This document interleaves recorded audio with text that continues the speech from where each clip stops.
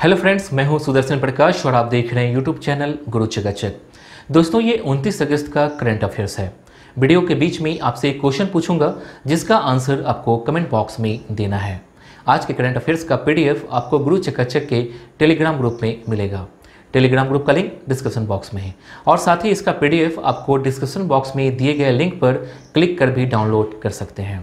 तो चलिए शुरू करते हैं। आज का पहला क्वेश्चन है, किस देश के प्रधानमंत्री शिंजो आबे ने इस्तीफा दिया है? 4 ऑप्शन है, श्रीलंका, जापान, इंग्लैंड, रूस। सही आंसर है बी, जापान। जापान के प्रधानमंत्री शिंजो आबे ने अपने पद से इस्तीफा दे दिया है।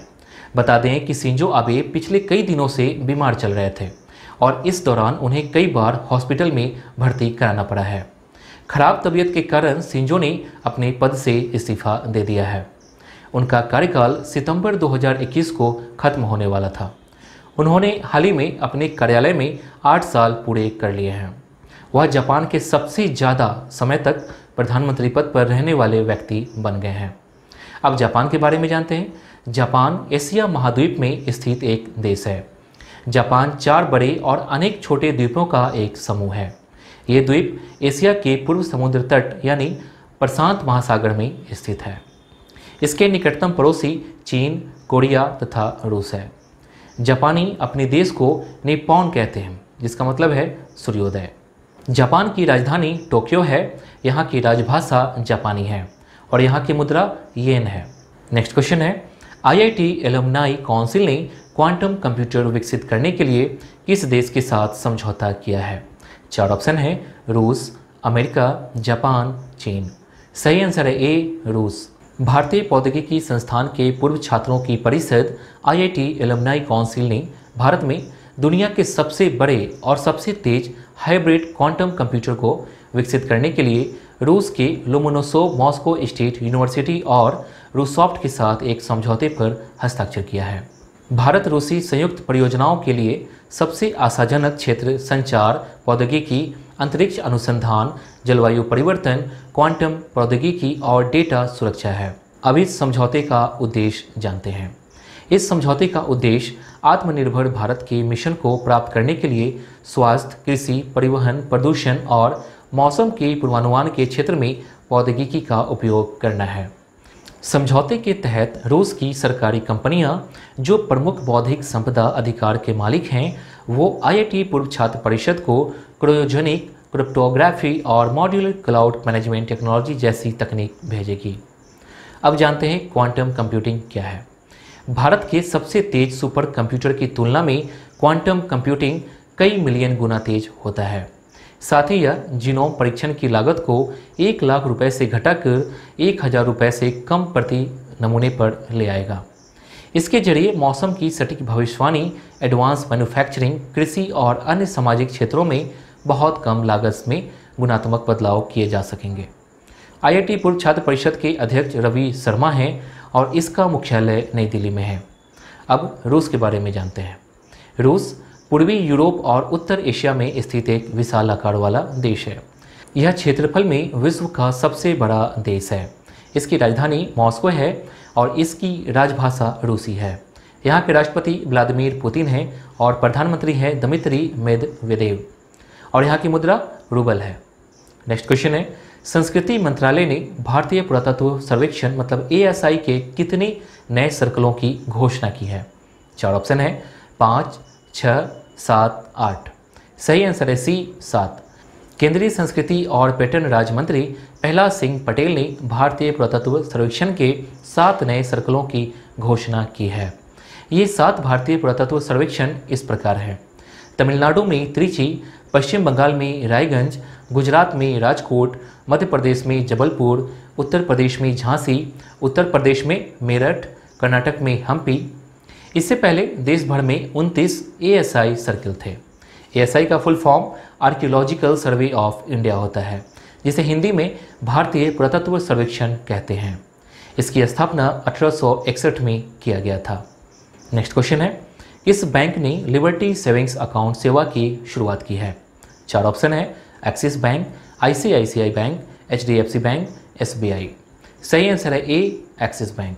एक्सिस बैंक ने लिबर्टी सेविंग अकाउंट की शुरुआत की है। यह युवाओं और डिजिटल इच्छुक भारतीयों की बदलती जीवनशैली की ज़रूरतों को पूरा करने के लिए शुरू किया गया है। यह प्रतिवर्ष 20,000 रुपये के अस्पताल नगद बीमा कवर प्रदान करता है, जो कोविड-19 के तहत किए गए अस्पताल के खर्चों को कवर करेगा। यह खाता 35 वर्ष से कम आयु के श्रमिक वर्ग की जीवनशैली की आवश्यकताओं को पूरा करने के लक्ष्य के साथ शुरू किया गया है। एक्सिस बैंक का मुख्यालय मुंबई, महाराष्ट्र में है। इसके एमडी और सीईओ अमिताभ चौधरी हैं और इसका टैगलाइन है बढ़ती का नाम जिंदगी। नेक्स्ट क्वेश्चन है, डीजीएनसीसी प्रशिक्षण मोबाइल ऐप किसने लॉन्च किया है? 4 ऑप्शन है, नरेंद्र मोदी, डॉक्टर हर्षवर्धन, सुरेश प्रभु, राजनाथ सिंह। सही आंसर है डी, राजनाथ सिंह। रक्षा मंत्री राजनाथ सिंह द्वारा डीजीएनसीसी मोबाइल प्रशिक्षण ऐप लॉन्च किया गया है। डीजीएनसीसी का full form directorate general national cadet corps होता है।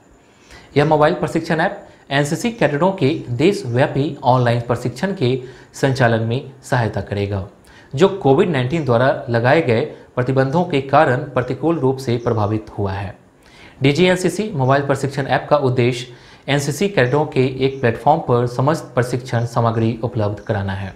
राष्ट्रीय कैडेट कोर एनसीसी के महानिदेशक लेफ्टिनेंट जनरल राजीव चोपड़ा हैं। दोस्तों, आज के क्वेश्चन का आंसर आपको कमेंट बॉक्स में देना है। क्वेश्चन है, बांधवगढ़ राष्ट्रीय उद्यान किस राज्य में है? क्वेश्चन है, बांधवगढ़ राष्ट्रीय उद्यान किस राज्य में है? 4 ऑप्शन है, महाराष्ट्र, पंजाब, मध्य प्रदेश, उत्तर प्रदेश। इनमें से एक ऑप्शन सही है, इसका आंसर आपको कमेंट बॉक्स में देना है। नेक्स्ट क्वेश्चन है, क्रिकेट द्रोना पुस्तक के लेखक कौन है? 4 ऑप्शन है, कुणाल कार्तिक, सुमन सिंह, आनंद बासु, वासु परांजपे। सही आंसर है सी, आनंद वासु। क्रिकेट द्रोना पुस्तक वासुदेव जगन्नाथ परांजपे के बेटे और वर्तमान राष्ट्रीय चयनकर्ता जतीन परांजपे के साथ मिलकर क्रिकेट पत्रकार आनंद वासु द्वारा लिखी गई है। यह पुस्तक प्रसिद्ध कोच वासुदेव जगन्नाथ परांजपे पर लिखी गई है, जिसका विमोचन 2 सितंबर 2020 को किया जाएगा। अब इस पुस्तक के बारे में जानते हैं। इस पुस्तक में सुनील गावस्कर, सचिन तेंदुलकर, राहुल द्रविड़ और रोहित शर्मा जैसे भारत के महान क्रिकेटरों के करियर को आगे बढ़ाने के बारे में बताया गया है। साथ ही इस पुस्तक में सचिन तेंदुलकर, राहुल द्रविड़ और सुनील गावस्कर के निबंध भी हैं। नेक्स्ट क्वेश्चन है, विश्व जल सप्ताह किसके द्वारा आयोजित एक वार्षिक कार्यक्रम है? 4 ऑप्शन है, WRI, WWC, CV, GWP। सही आंसर है सी, CV। विश्व जल सप्ताह 2020 घर पर 24 अगस्त से 28 अगस्त 2020 तक मनाया गया है। इस वर्ष का theme water and climate change accelerating action है। विश्व जल सप्ताह 1991 के बाद सीवी द्वारा आयोजित एक वार्षिक वैश्विक कार्यक्रम है, जो पृथ्वी के पानी के मुद्दों और इससे जुड़े अंतर्राष्ट्रीय विकास की संबंधित समस्याओं को दूर करने के लिए मनाया जाता है।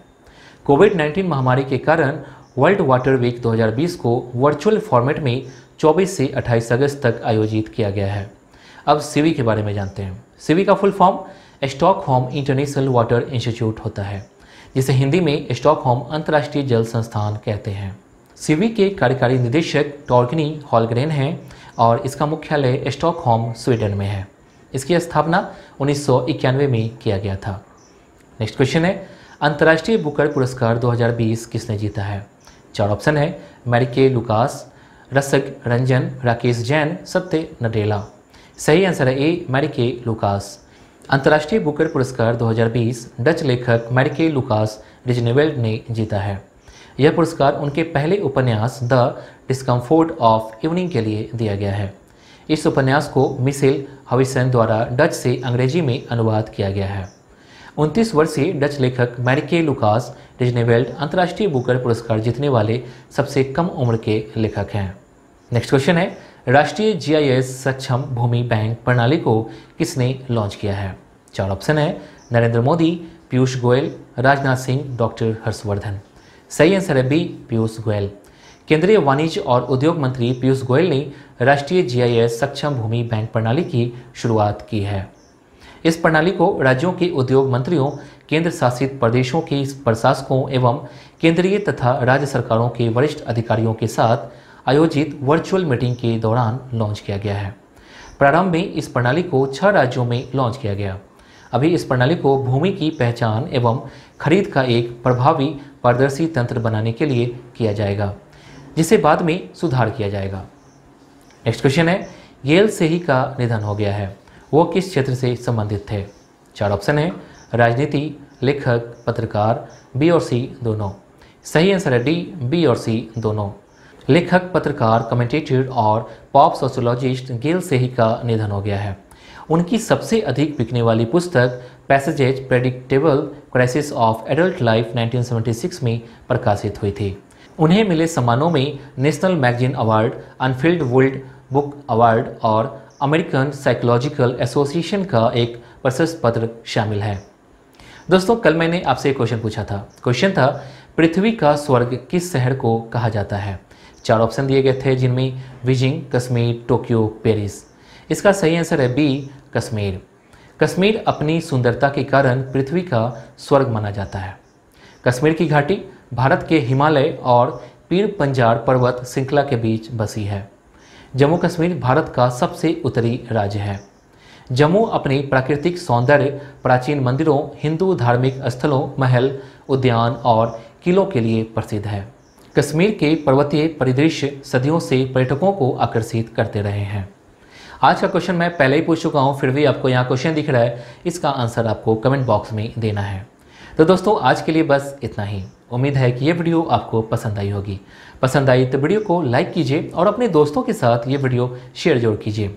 और अगर आपने अभी तक इस चैनल को सब्सक्राइब नहीं किया है तो प्लीज़ कर लीजिए, साथ ही बेल आइकन पर प्रेस कर लीजिए ताकि नए वीडियो की नोटिफिकेशन सबसे पहले आपको मिल सके। Thank you.